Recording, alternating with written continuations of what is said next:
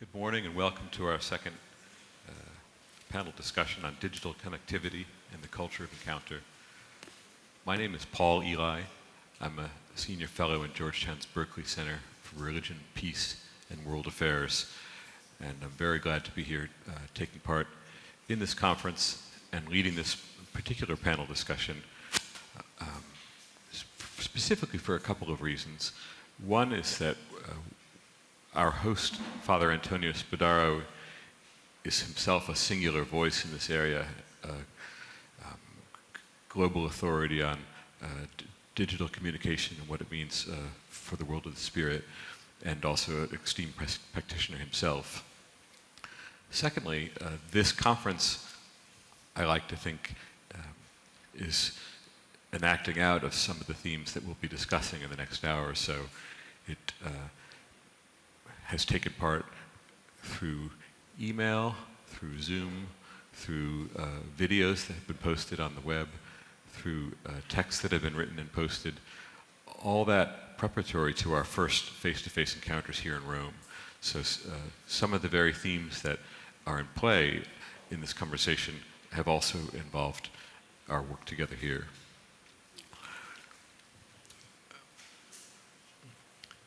When we think about the culture of encounter, at this point we can't think about it without considering a digital dimension.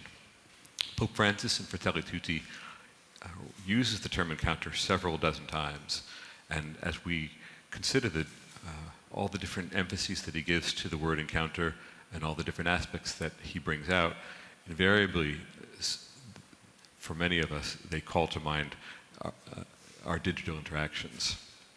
And there's a whole range of them. In an ideal way, the digital space, as it's called, is a space in which every point is equidistant from every other point. A digital horizon that has some correspondences. This is where I have Father Spadaro and his work, Cyber Theology, in mind. Every point is equidistant from every other point in a way envisioned historically by mystical theology. For many of us, the digital space simply involves an upgrading of old-fashioned communications technologies, email, telephone, letter, bulletin board, etc. There's a way in which digital connectivity has interposed itself, getting in the way of our face-to-face encounters so that we feel often enough that we're engaged with devices rather than with other people. And then, at its gravest, and this is a point that Francis makes in the encyclical, in some respects digital connectivity has enabled people to, rather than encounter, to deal with only with other people whose profiles or points of view resemble their own, so that encounter is forestalled and digital connectivity becomes a set of walls rather than a means of communication. So with all those things in mind, I will now turn to our panelists. My own point of entry is as a person who has spent much of his career in literary publishing and then in the media, writing at this moment for two magazines in the United States, The New Yorker and Commonweal, a journal edited by Catholic lay people. I also think of the issues as the parent of three young men who are digital natives, and that is something I can't escape when I think about these topics. So I'll now turn to our panelists. Irina Bokova was Director General of the United Nations Education, Scientific and Cultural Organization, that's UNESCO, from 2009 to 2017. During that time, she actively engaged in international efforts to advance quality education for all, gender equality, and the protection of the world's cultural heritage as a humanitarian imperative and security issue to strengthen the foundations for lasting peace. Prior to UNESCO, Bokova held several positions in the Bulgarian government, including Minister of Foreign Affairs, Member of Parliament, and Ambassador. Bishop Paul Tai is the Secretary of the Pontifical Council for Culture here in Rome and the titular Bishop of Jivastrum. He's also former Secretary of the Council for Social Communications and held several similar positions in the Archdiocese of Dublin in Ireland prior to that, and he has taught moral theology at Holy Cross College. Reverend Marcel Uineza, S.J., Ph.D., is now recently appointed Dean of Academics? Yes, this is a new appointment. Dean of Academics and a senior lecturer at Hekima University College in Nairobi, Kenya. His research and teaching interests include Christian anthropology, ecclesiology, genocide studies, leadership, religion, and ethics. He also serves as the formation assistant of the Jesuits' Rwanda-Burundi region. His upcoming books are Reconciling Memories, A Theology from Wounds, and Reinventing Theology in Post-Genocide Rwanda. Uineza was part of the Berkeley Center's Catholic Social Teaching and the Global Future of Development project. Welcome to all of you, and thank you very much for joining us. Irina, I'll begin with you. Thank you. Thank you very much, Paul. Thank you for this kind presentation, and let me just start by saying how inspired I was this morning by Father Sosa's presentation, which echoed deeply with my own experience as Director General of UNESCO, because we know that this was the first United Nations agency created after the Second World War with its tragic human suffering in order to build peace differently, to build peace through international cooperation in the area of education, of culture, of sciences, and then further on communication, which is very much onto the topic of today's discussion. I'm very honored to be here because I deeply respect His Holiness' ideas about the culture of encounter, and also as a member of the High Committee on Human Fraternity, which was established after the signing of the historic document on human fraternity by two great leaders, by two great humanists, I would say, His Holiness Pope Francis and His Excellence, the Grand Imam of Al-Azhar University, Sheikh Ahmed Al-Tayeb, and they both joined in a global vision for the world based on the ideas of mutual respect, of human rights, of encounter, of respect of our differences.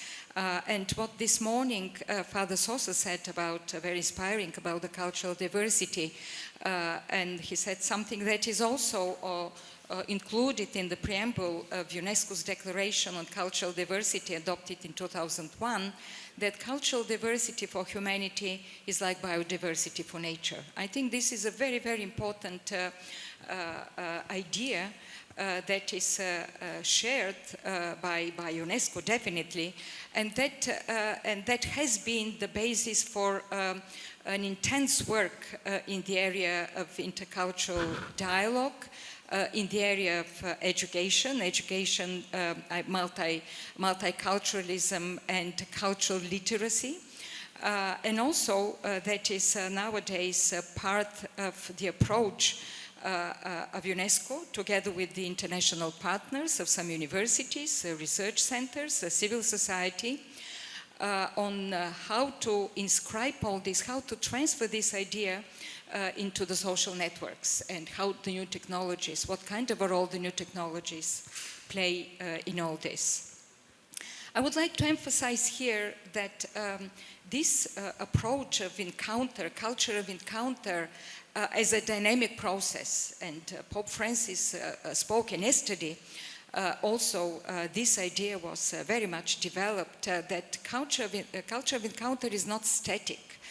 It is a dynamic. It is, as culture itself is a dynamic, and it has to be taken in this way. And it has to be taken in this way globally. And when I was listening this morning to Father Sosa, I apologize for taking a lot more of my comments to this morning's presentation, which was very inspiring.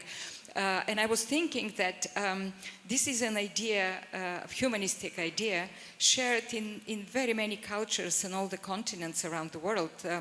And I remember it was what a great Nigerian writer, Chinua Achebe, wrote once. You have to take something from the other in order to make you a whole. I think this is exactly the culture of encounter that His Holiness is advocating for and that we all are attached to. Now, I would like to specifically, because we're speaking about technologies, I would like to just make a few very, very concrete points. The first is about technology itself, which gives an enormous opportunity for connecting, for serving underserved communities, for reaching to the others, for education, for well-being of people, for health nowadays with the global pandemic, to reach out to distant communities and others. And here, when I speak about that, we have to know that unfortunately, half of humanity does not have an access to internet. This is the first problem that we are confronting. And at the United Nations, when UNESCO and the International Telecommunication Union launched more than 10 years ago the Broadband Commission for Sustainable Development, this was very much into the spotlight, that we need to promote connectivity, because nowadays we have seen that if we want to use new technologies for a good purpose, we have to reach out to those who do not have it. Otherwise, the digital divide will widen. And with COVID-19, we have seen that connectivity does not by itself solve problems. And this is my second point. You have to have the skills. You have to have the digital skills to use it. You have to educate people, you have to educate teachers, you have to educate those who work in the health system and wider. Because if you don't have the digital skills, then it will be just a technical device which is within reach, but it will not serve the right purpose. Very much linked to this is the idea of the content. What kind of content, and it's also linked to the culture of encounter, what kind of content we put into this technology, the possibilities of putting there. Because technology is not innovation. Innovation is about us human beings. Technology is a means to achieve innovation. It's a means to achieve inclusion. It's a means to include, in some cases, social justice. It's a means to spread the message of ethics, of solidarity, of empathy. And if you don't put the right content into it, we will not actually achieve what we want to achieve. My next point here is linked to the idea about the culture of encounter and also the new technologies. It is about knowledge and education. Technology is about sharing knowledge. And what kind of knowledge actually we want to share? When we were working in the United Nations about the Sustainable Development Agenda for 2030, and UNESCO was a leader into the goal number 4 about education, about access, quality education, lifelong learning for all, which is a very basic concept linked also to the technological advances. One of the new ideas that was introduced was global citizenship education, the last target of it, 4.7 now. They say it's the basis of education. It's the basis actually of the Sustainable Development Goals agenda, I would say, because education is fundamental, it's foundational. So global citizenship education is about education for human rights. It's about education for the environment, for sustainable development. It's education for gender equality. It's education for diversity, for respect for diversity. It's about cultural literacy. And this is indeed something that should be strongly embedded in educational systems. Because we have seen, and this is what also Pope Francis is speaking very strongly about, consumerism, about how we measure differently progress in society and well-being, not just economic growth or GDPs per capita, but this is indeed about the well-being of people, and how we measure this and how we embed this also in education systems, I think is vital. Because you, Paul, mentioned about digital citizens, and this is precisely what global citizenship education means. It is about, I put the emphasis on one side on the digital, of course, but on the second is about the citizens. Because education nowadays is about values, it's about ethics, it's about ethics of science, ethics of climate change, ethics of artificial intelligence and others. It's about solidarity, it's about empathy, it's about how we live in a community, how we relate to each other. And I think the COVID-19 pandemic gives us a very important lesson. We moved into Zoom, and this is a fantastic opportunity indeed to spread education wider and to involve, as I said, distant and underserved communities. But the big challenge nowadays is indeed how to translate these ideas about ethics, about solidarity, empathy, also on online platforms, and to create a hybrid education, because I think the future is into hybrid education. Schooling is not just about passing knowledge from one generation to another. Schooling about socializing of young children. And this is where the difficulty nowadays lies, and how we transform this further into our education system. My last point linked, it's a big topic, of course. I would just like to flag it out. Maybe we could further discuss it. And this is also about His Holiness' ideas about the culture of encounter and how we counter hate speech on the internet, how we counter fake news, how we really go deeper into our humanities approach, because unfortunately hate speech is there, and albeit there are efforts to big debates about how we could counter it and what to do, still there are, in some instances, I speak about European Union, which is more advanced, there is some resistance into this. There are difficult, of course, I acknowledge questions about how it relates to freedom of expression and human rights and others. And at the same time, of course, we know that they infringe upon some of the civil and political rights when we say about the necessity to counter incitement to discrimination based on race or on ethnic and others. So it's another big topic that needs further to be discussed and to be taken action upon. And this is an important issue for everybody, for the providers of this platform, the big technical companies, for the civil society, for the communities, for governments. I believe only a broad stakeholders approach can bring us to some type of a solution. So these were some of the ideas that I wanted to share at the beginning. Thank you. Thank you so much. Access, education, citizenship, and how to counter hate speech are four pillars, let's say, of the presentation you just made. Paul? No, I've been thinking a little bit this issue about social media in general, digital communications, and whether it's something good or bad. And one of the things we all recognize is the increasing polarization. And I think that polarization often plays out even in that discussion. Is it for good or bad?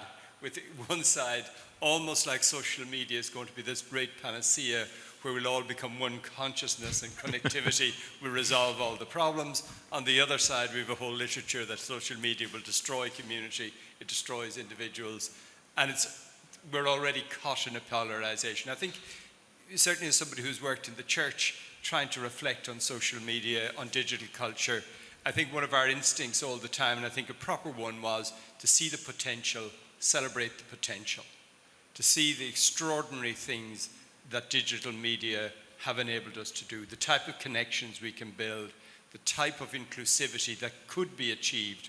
But I think come back to something from Pope Francis where he always says is good communications is ultimately a human rather than a technological achievement. And I think if we do our communications well, then the digital media, the social media can amplify that, can make that much stronger. If we get it bad, it can make it really bad. And there's a Dutch theologian who I was reading, Henk Witter, who said, a lot of the problems we ascribe to digitalization are actually existing human problems. In a postmodern society, there are a lot of difficulties about our inability to find common sources, common stories that link us and enable us to build community together. And also at the same time, we can get lost in different distractions. We find our own little corner where we're happy. And that came to just something that was thoroughly depressing. I was reading the other day. Axios have done a survey of the dominant themes in social media over the last month. It was a US-based survey. You would expect the war in the Ukraine, it's there. COVID continues to be there. Inflation is there. A surge in interest on topics about abortion after the leaking of the potential Supreme Court decision. But by far the single biggest topic, dominating by far, is the trial between Johnny Depp and, I'm not even sure of her name, Amber Heard. It shows you I live in one world where that is something very secondary. And it's not just the US. In Britain, similar things. There are the wives of two soccer celebrities are involved in a libel trial against each other, and that's dominating. More actual interest. One thing that I want to pick up on that is that's something about our human capacity to be distracted, to not be serious, to not confront the things that matter.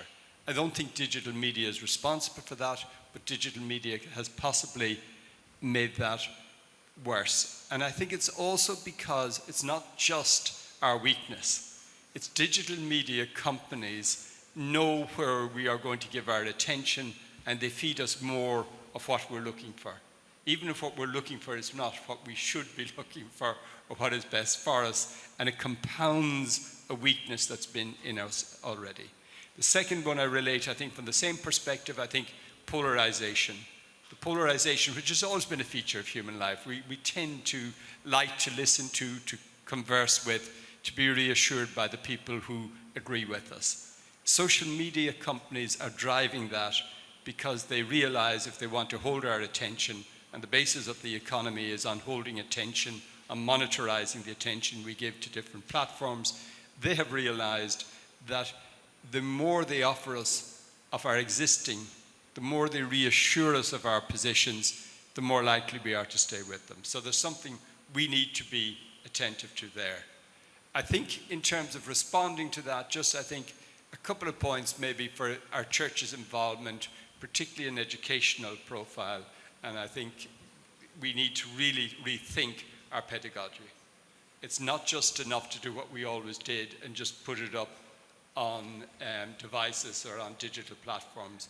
I think one real thing is we have to think about the role of the teacher, who is less now the gatekeeper, who decides what I will give you and what you won't, but who is the guide who travels with us as people have so much information, knowledge at their fingertips in so many ways, literally at their fingertips.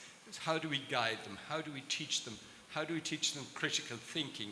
And I think in talking about the hate speech, false news, there is a role for the social media companies, there is a role for governments, but I think a primary role will also have to be the education of consumers, users, and makers of media in terms of being at least more attentive to what they're doing and more alert to the issues, the structures there that are built into digital media that may bring out the worst in them rather than the best in them.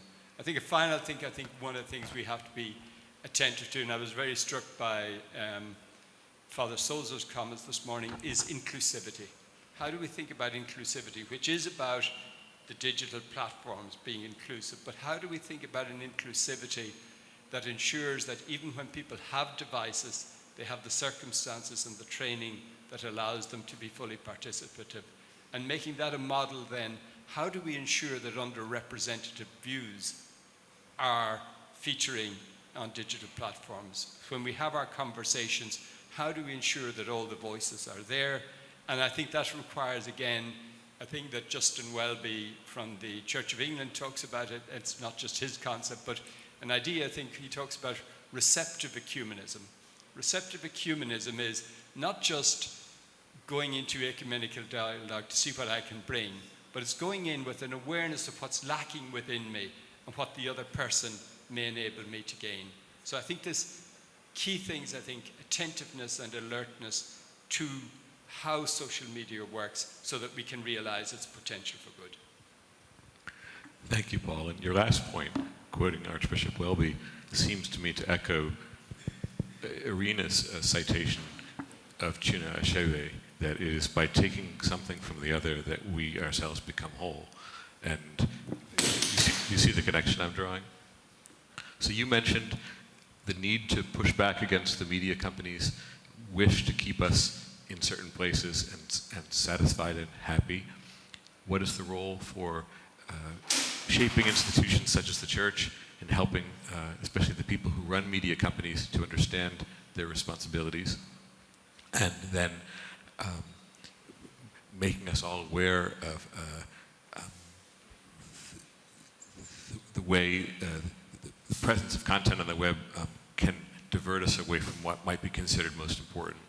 On that point, I would just like to complicate matters a bit. The Depp Heard trial certainly involves celebrities, but it's the latest episode in an ongoing drama in the United States and elsewhere involving male violence against women. And in that respect, it's not the least bit frivolous. And the attention that it has attracted has a significance that we shouldn't scant, I think. Marcel?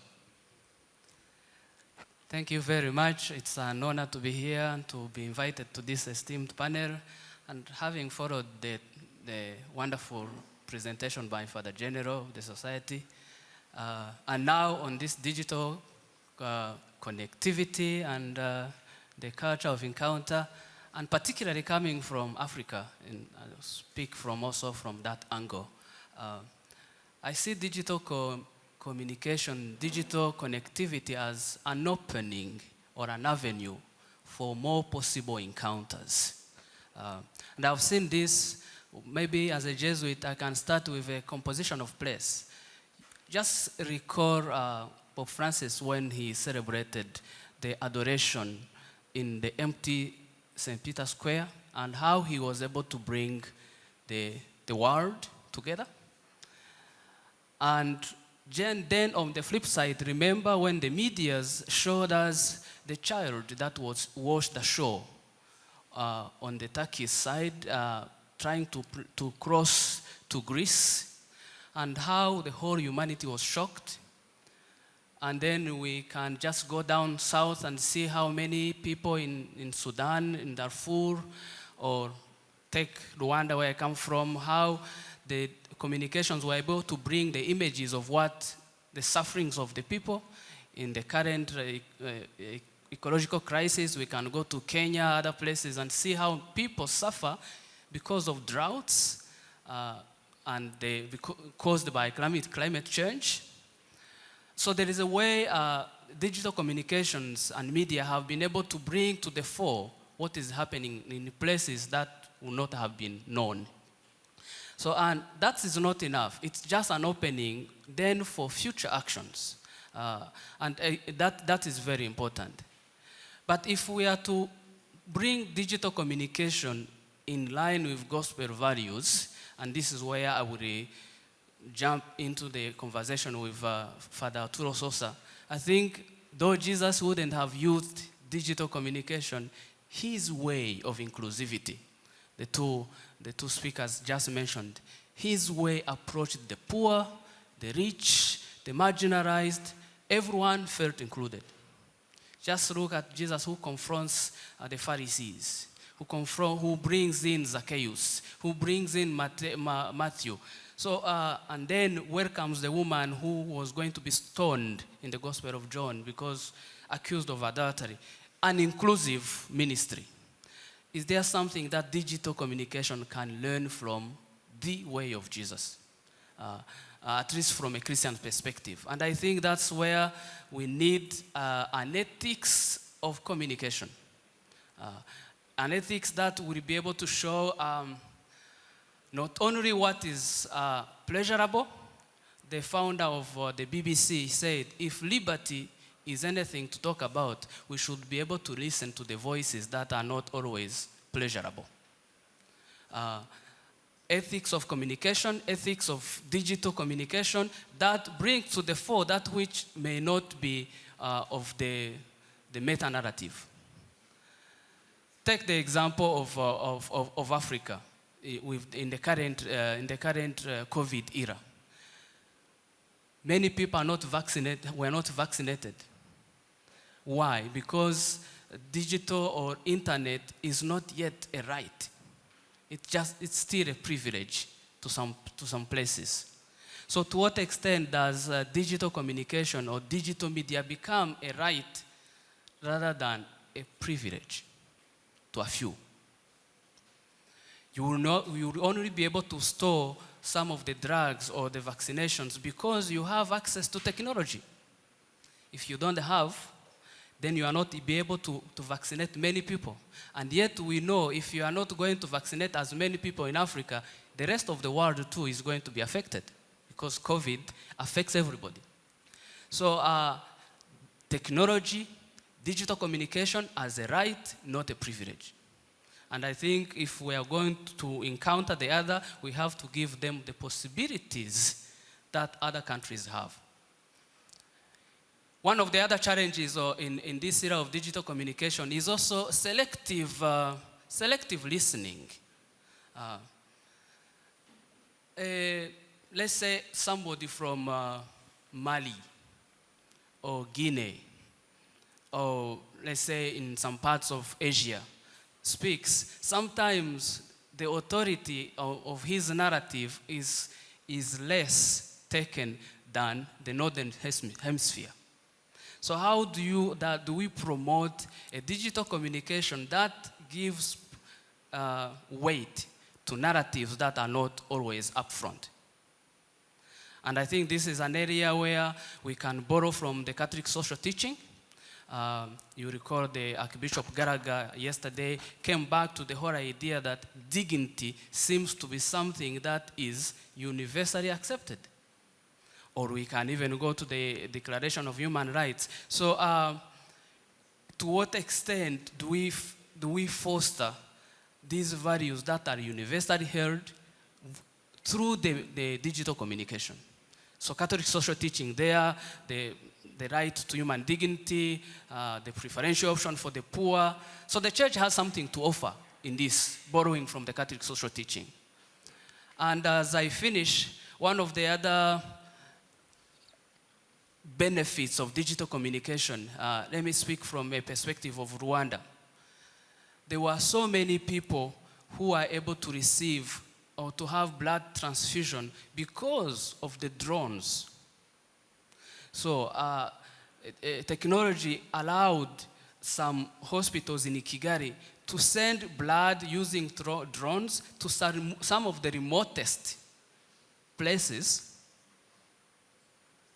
which it would have taken probably 2 or 4 or 5 hours to reach. But within 3 or 4 minutes, you have the blood there and somebody is transfused. You save life.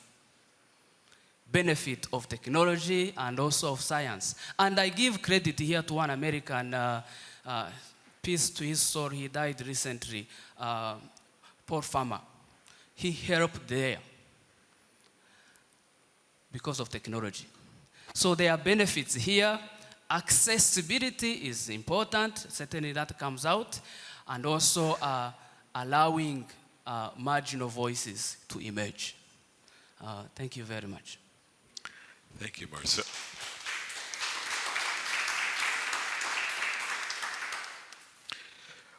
We'll go to questions from the audience in just about 7 or 8 minutes. I think I'd like to ask each of you just to briefly answer one question. And maybe I could begin with you, Paul, and move to Marcel and then to Irina. The question is this. Archbishop Gallagher yesterday, speaking in this room about the culture of encounter, quoted Pope Francis to the effect that in the encounter, there's always movement. Encounter involves movement. One of the most challenging aspects of reflecting on digital connectivity is just the pace at which things are moving. In traditional institutions such as the church, I think we're often on the back foot, reflecting on what has just happened and thinking about the last iteration of technology. Let's imagine ourselves together here again in 10 years. What's the one thing that you especially would like to see changed in digital culture? If imagine us convening here in 10 years, what could be different if you had your way? Paul? Very quickly, I would say one thing I'd like to see. I think one thing I'd like to see is, I think the speed you touched on, that I think the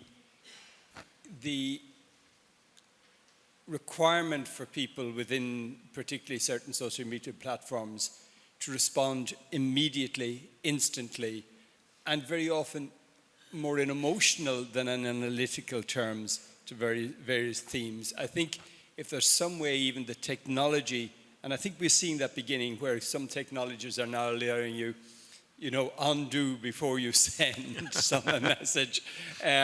Building in Twitter is going to allow people maybe to have a hold, just to build in something that captures the time, that gives people the opportunity to reflect.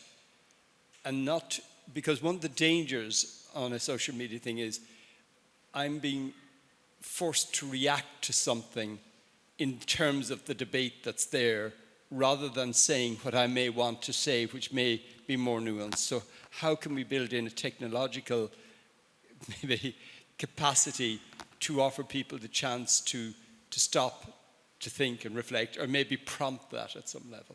Yeah. Primo Levi, in his, I believe it's his letter to a young writer, said that the first recommendation he would make to the young writer is the time in the drawer.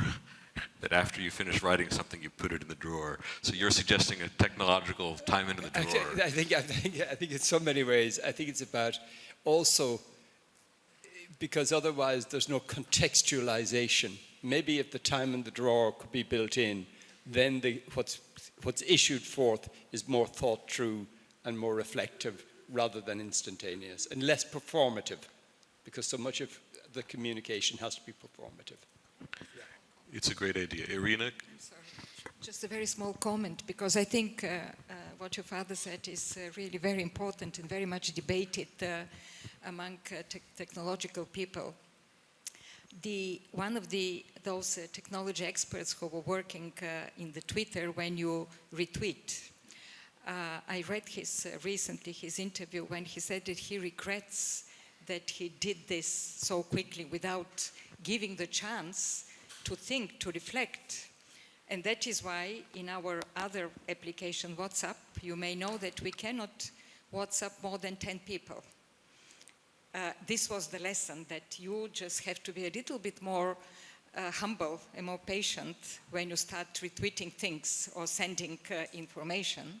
And I think it's really a problem nowadays, because in the hurry of a reaction, emotional, sometimes you spread messages that are not with the right content. And just in addition to this, my word here will be conversion. And I borrowed this from Bernard Lonergan, the Canadian theologian, philosopher, who will speak of intellectual, religious, and moral conversion. Intellectual in the sense of the desire to seek some truth, some level of truth. From what we have seen, lies spread faster than facts. So how do we put up mechanisms where we can actually check the lies on the media and the deniers? And for those coming from marginal places, listening to the narratives of other people, moral conversion, where we seek some virtues, that humanity, we are all guided by certain norms that lead a community, and religious conversion that, while admittedly not everybody is religious, but there are some aspirant to some level of transcendence that give meaning.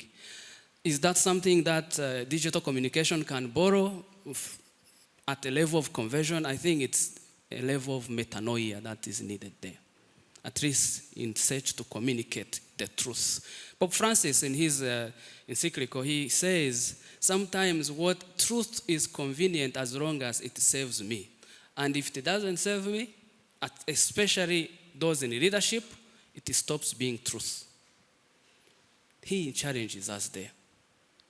And we have seen it with the rise of nationalism, populism today. Yeah. Thank you.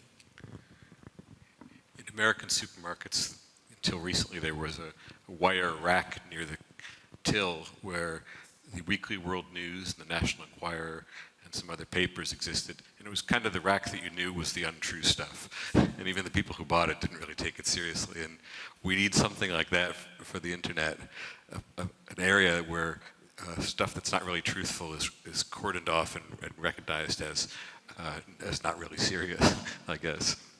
Let's go to questions. Scott?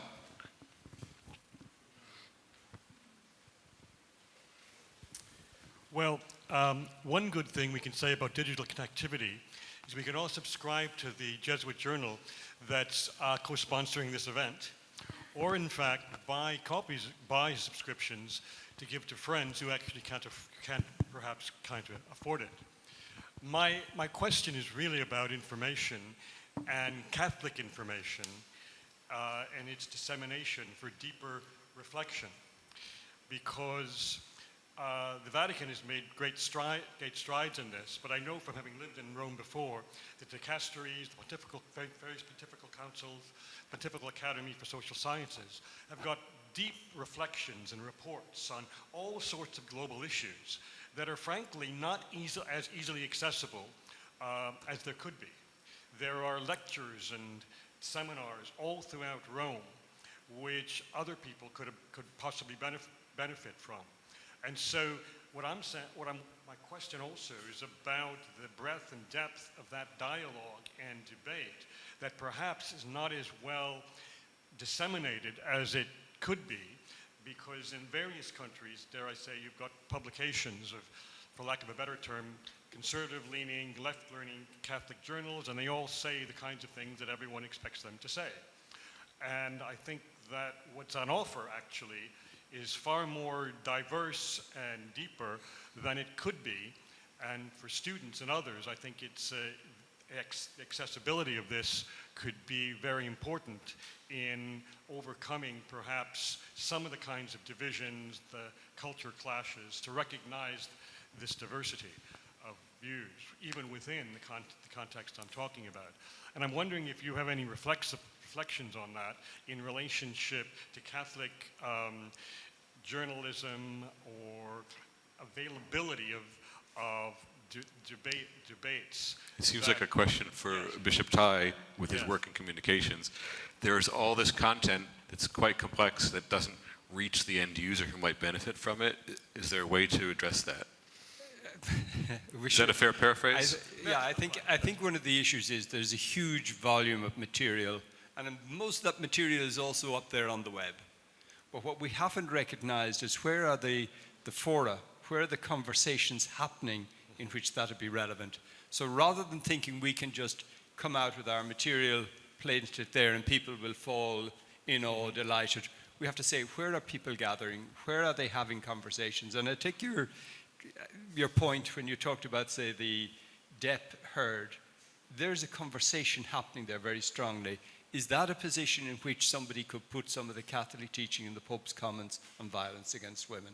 So in other words, find where the conversation is happening and find somebody with the fluidity to bring our concepts rather than expecting the people to come to us. I think that'd be a challenge. And also building, I think, more, globally our networks so that people don't have to come to Vatican websites, but can find through closer discussions in their own communities where that the material we develop here is there to resource people who can be present in local and more actual debates.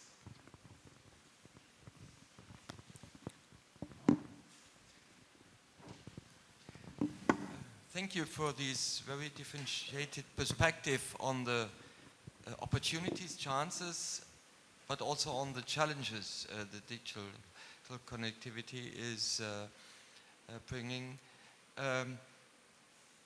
You were talking about an ethics of digital connectivity. I would enlarge it to the perspective of a governance of a digital connectivity. And I would raise the question, which need do we have to come to regulatory framework, laws, perspective, addressing hate speech or addressing the competition things? We have an oligopoly structure in these competition. What do you think are the chances, the needs to come to regulatory frameworks nationally, but also internationally? Thank you very much. Very good question, and I think I would say the idea of digital ethics is an idea that after reading Fratelli Tutti, and now with this whole idea of culture of encounter, and the 4 elements that Tom came up with, humility, generosity, and realism and patience, I thought maybe the way of really capturing all this is really coming up with digital ethics, at least for this panel. That was my way of conceptualizing what comes out. But at the same time, I was having this, as someone coming from the global south, because sometimes what sells out, let me give you an example. And I shouldn't appear as if I am against the North. I went to Haiti in 2010. Haiti had a serious earthquake. I volunteered to go and help with GRS, the Jesuit Refugee Service. So I was coming from Nairobi, Hekima. And when I arrived, I met some of the Haitians in camps, and they were asking, oh, you come from Africa, sometime convoluted as one country. By the way, Africans, do you actually have houses? And mind you, these are Haitians asking me. And if there is a place I have seen so much poverty, is Haiti. And so I was asked, honestly, what is it that is sold out there in the media? So the Haitians who are asking me, they are not asking me because of they are bad people, or because it's what they have seen on the media. And the same happens with other journalists in many other places. Sometimes it's what they have seen in the media. So how do you develop an all-embracing ethical perspective that when you want to narrate as a journalist, you also want to hear the story from the other people? And also cross-check, analyze, is this true? So Haitians have the idea that we are living in forest, yet Rwanda is poor, but I think it's way better than Haiti. But that's all they have been seeing. So how do you develop this? I think it's a challenge now here. Involve all stakeholders. I'm so happy we have this. Involve people who make decisions at the highest level. La Civita Cattolica and others have been doing wonderful work. And also, speaking as a young person, it will not be possible if you don't involve young people, because they are the ones who are really very much in the social front.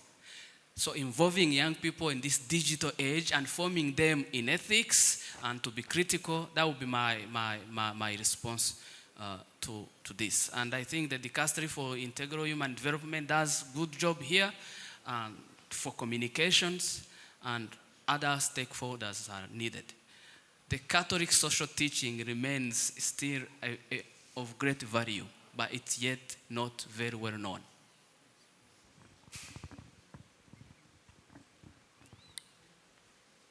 Emily? Thank you so much for this thoughtful panel. Since we're thinking about ethics, I'm wondering if you could say something about the extractive element. We're treating mobile phones and laptops as though they have no consequence for the earth, when in fact the fact that we have these computers in our hands depends very heavily on often exploitive industry to take these so-called conflict minerals out of the earth. And so I'm wondering if you can incorporate into your conversation for a moment what the actual ethics of extraction are and how we might reckon with this as people of faith. Thank you. Yeah, I think this is an issue certainly I know that UNESCO have been very attentive to, but it's also an issue that certain theologians are beginning to pick up on. One of the notions one of the lovely ideas that we talk about cloud, and it seems this nebulous little thing that's up there and it's somehow almost spiritual, whereas what it turns into are huge farms of computers which are being powered. Interesting thing in Ireland, because it's one of our industries, is to have these large data centers. There's more electricity used on data centers than on any other activity. It's the single biggest consumer. Then you're correct exactly on the use of materials, and I'm sure proximity with Rwanda and the Congo, where who's going to control coltan, who's going to control the materials. I think all of those are issues that we have bypassed and we need to be much more attentive to. And I do think I think the ecological, environmental issues are ones that are, again, the last month we've had reports coming out that would be alarming, except we're watching Ukraine. They are alarming, but we're missing something. Even I know some of you may have seen that film, Don't Look Up, where the world is facing an imminent disaster, and it's a celebrity trial that is getting the attention. So I do think we have to be much more attentive to the context, particularly with the extractive industries also driving wars, because rare metals are at the basis of many wars and different. Yeah, so I think it's an issue we do need to be much more attentive to.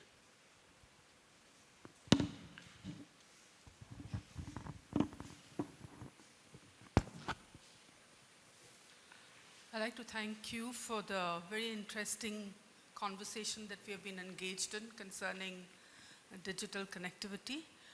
I have some kind of a question that is coming up within me, especially after listening to the Superior General of the Jesuits, who gave us such a spiritual talk. When we're talking about the digital connectivity, I'm going off another tangent, I don't know, another angle looking at it. Do you think that there could be could we give it some kind of a spiritual dimension to it? You know, what could be the role of religion, no matter which religion, what could be the role of religion in order to bring about this, we are getting into this world of digital communication or connectivity, how to bring out the spiritual dimension also in it? Because we know that the younger generation are hooked onto it, okay? But then can we see something, some divine aspect also in it? I don't know whether I'm getting across the correct the question. But you know, we can go off to another angle, to another level of thinking that, okay, the divine, we don't need the divine. You can use the word divine, God, religion. I'm not talking about the institutionalized religion, but here I want to, what I'm trying to get across to my own thinking as well is, what is the spiritual dimension of it? What is the divine trying to tell us about the whole thing? There is something in it. There is something very positive about it. There's no doubt.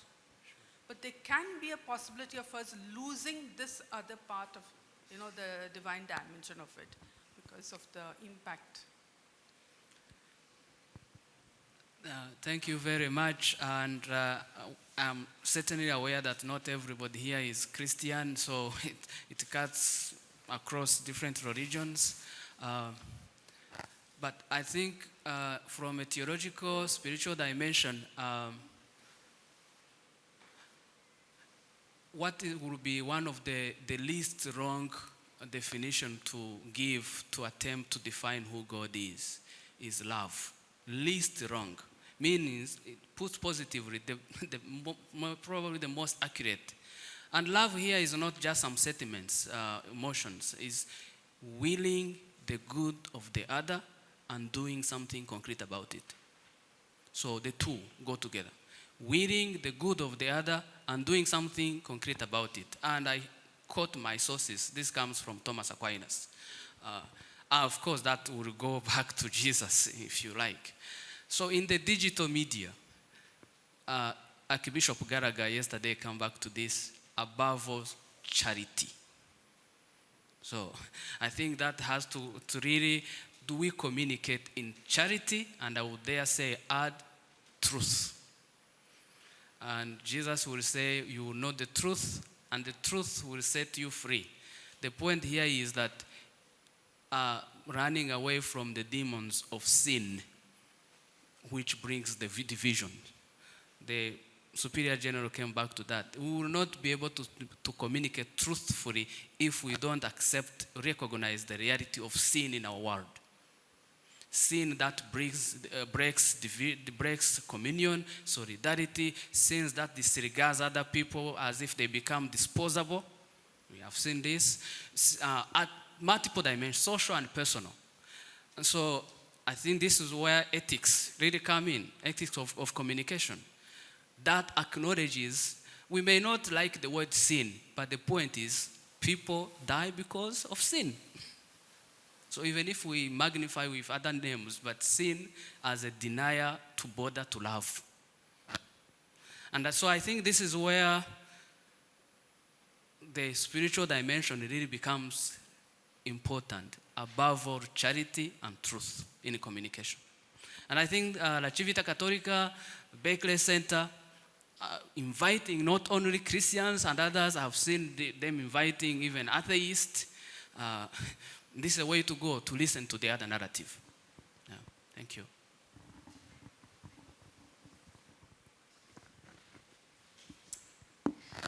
Thank you so much for this wonderful panel, and I really appreciate the nuance, the presentation of the good and bad sides, using your own words, Bishop Paul, of digital connectivity. And I especially appreciate, Ms. Irina, that you highlighted that half of the world does not have access to digital connectivity, because often the conversation on this assumes that people have connection to the digital world. So I'm coming from the context, I'm thinking about the context of the Philippines. I'm thinking about the fact that about 94% of the population is Christian, about 86% are Roman Catholic, and yet UNICEF's latest report on online child sexual abuse in the Philippines names Philippines as the center of child sexual abuse materials production in the world. So I'm wondering if the Roman Catholic Church in particular has a particular role in helping that world. Maybe there's a need for a development of a theology of communication, ethic of communication, alongside theologies of childhood, abuse, and sex, and helping those theologies transfer onto this very important issue of, in 2021, especially during COVID lockdowns, this growth of child sexual abuse materials production. That, alongside the fact that the presidential elections just happened there, and that the use of online media and the production of fake news was a main factor in the choosing of the wrong candidate, basically. The re-entry of the son of an authoritarian dictator, President Marcos. So any comments on that, please? Well, what I would like to say, and thank you very much for your question, I believe that the issue of child sexual abuse, it's huge. It's one of those issues that cannot leave us indifferent, either when we speak about communication technologies or different situations in communities and otherwise. And by the way, this was one of the issues that was included in the Code of Conduct adopted by the European Union recently, and now to be approved by the European Parliament and by governments, Code of Conduct to counter hate on internet. It was included exactly the incitement to child abuse, generally, including sexual child abuse. And I know that Pope Francis has spoken very categorically against it, and I was here at the conference last year also that was organized by another foundation very strongly. I think what is needed here is once again the same understanding by the technology companies that have to build within their algorithms and others such things that should not allow this to happen. And then, of course, the United Nations and all the agencies that are dealing with this are taking a very strong stand. Still, it should be something that I think is a highly moral and ethical question, and cannot be allowed under the guise of, freedom of speech or something else. There are issues which are of very high importance in this world and then have to be built within. Now, we deal these technological approaches to that. So we have to have the whole cycle of it. Ethics, I think without ethics, it is not possible. Educating people about it, that it is simply wrong, because it's not only to say it is wrong, you have to educate them and to say why you're wrong. You have the technologies, you have to have the political will also of the countries. So the whole cycle, what we say, multi-stakeholder approach should be taken there. Religious communities definitely play a hugely important role into the civil society in order to close the cycle. One only, in my view, one decision is not enough. You really have to have everybody on board on this. Hearing two questions, one about extractive industries and digital connectivity, and the other about child pornography and digital connectivity, just thinking for myself, I see an emerging role for the church here. From my Jesuit education, I know that at different points in its history, the church, rooted in the incarnation and God becoming human, has been a force in creative opposition to various forces of idealism and abstraction, whether it's Marxism or what. So here, I can imagine the church or its institutions serving to remind us that child pornography involves real children, that the phones we carry involve real metals, that the electricity that powers them it takes place in real places like Ireland and comes away from other resources, and that all this is used disproportionately by the half of the world that has digital connectivity and not by the half that doesn't. And it would be very much in line with, I think, with Catholic social teaching to give things that emphasis.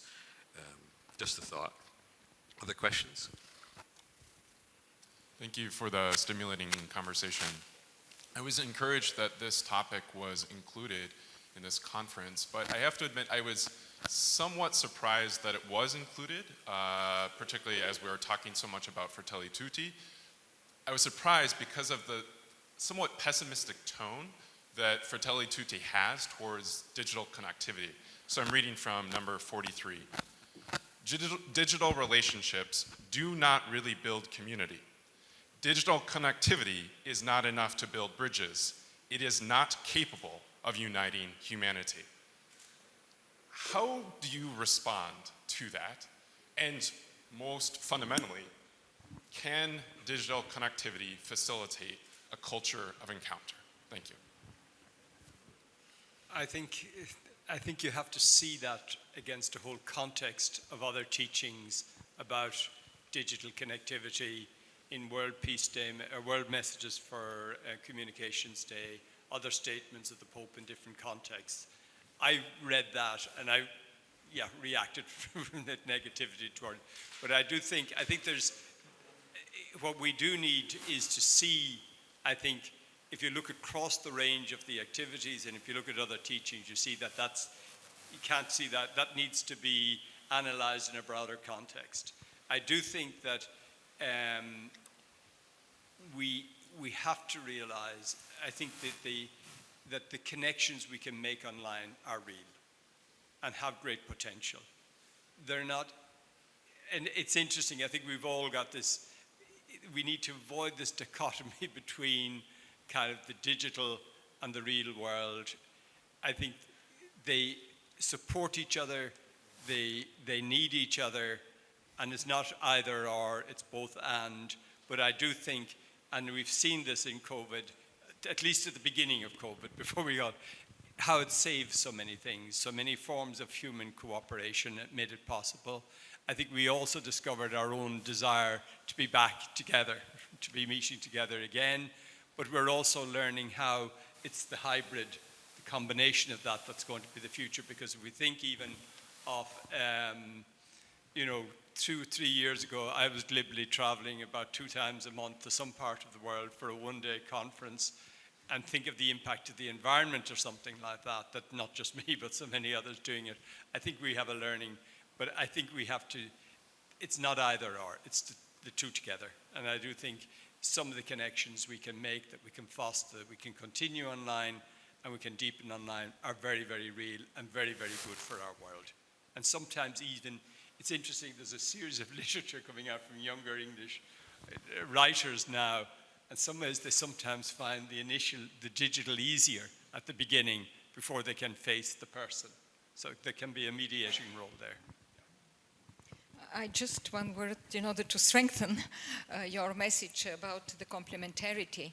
I think on one side, indeed, the digital connectivity is fantastic and we talk to each other, but when we speak about community, we need really the personal interaction, the personal encounter. And I can see this with the COVID impact on children, on my grandchildren. I have 5 grandchildren, and I have seen, and I felt so sorry for them playing on with the iPads with other children, and what the difference it makes when they have the interaction of socializing with other children. This is when they form friendships, when they work in teams, when they share some emotions, when they look for the future.